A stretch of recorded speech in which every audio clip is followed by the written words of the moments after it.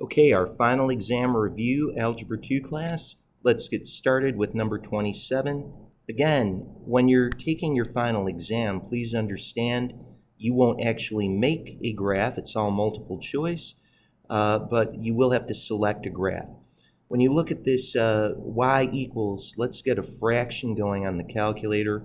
We can make 1 over 3. I'm going to hit the right arrow to move out of the fraction. Hit math, go to number, go to ABS. Right here we can get a graph of 1/3 absolute value of x. Let's just make sure we're in a standard window. It's a V shape. It's going to look, if we go to our table real quickly, you can see we can make ourselves a little table. We can see that we're going to have 0, 0. I saw that point. Fractions are okay, but look, if you can see whole numbers, that's definitely preferable. You can see we're at 3, 1. If I go up a little bit, we'll be at -3, 1. What you're going to see is absolute value graphs always look like a V shape.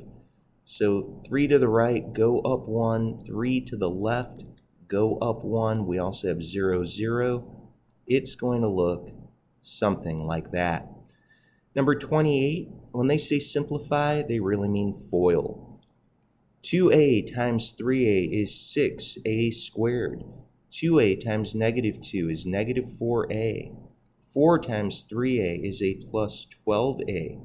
And 4 times -2 is -8. Let's combine our like terms. -4a plus 12a would get you 8a. And we're done. Factoring. Guys, number 29 refers to a very important type of factoring, the difference of squares. A squared minus b squared always factors into conjugates.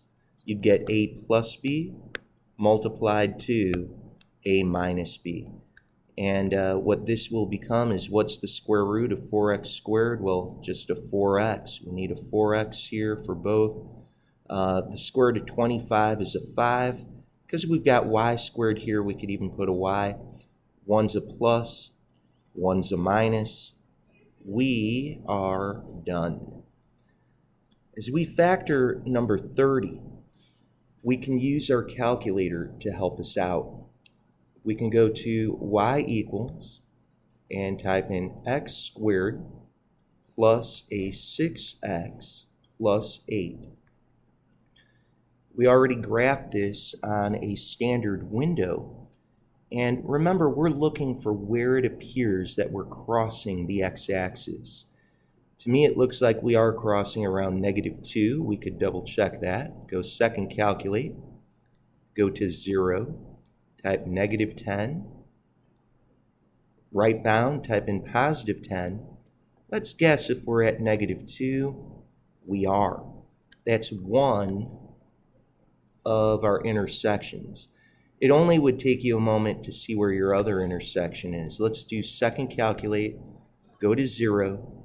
-10 for a left bound. +10 for a right bound. It sure looks like we're going through -4 if you count right here. 1, 2, 3, 4. So let's try that. And it is. So what you do is, once you find your zeros, your x-intercepts, you add the opposite to get 0 on the right-hand side. Here we'd add a 2, and we'd get x plus 2 is equal to 0 as well. Finally, we write x plus 2 times x plus 4, and that's our factored answer. We're going to do one more and then call it quits for this video. Factoring 2x squared minus 5x minus 12, pretty much the same thing. We can type in 2x squared minus a 5x minus a 12. And from here, if we were to graph, it sure looks like we have a fraction off to the left. And I think that's the one that kids get a little upset about. Let's go hit our 0. We'll type a left bound of -10. right bound of positive 10. Where does it look like we're crossing? Probably around negative 1, somewhere around there. You can see negative 1.5 is where we're going to intersect. Now, that is a fraction. If I do a second quit and if I hit x, I get negative 1.5, but when I hit math frac, I'll get negative 3 over 2. Now, what we were doing is we'd write that down, and then we cross multiply. 2x is equal to negative 3. Now I'll add a 3 to both sides. We'll get 2x plus 3 is equal to 0. That's one of our factors. Let's also take a look off on that far right edge. It looks like we're going through positive 4. Let's just confirm that. Left bound of negative 10, right bound of positive 10. Take a guess at 4. It is. We'll get x is equal to 4, subtract a 4. You'll get x minus 4 equals 0.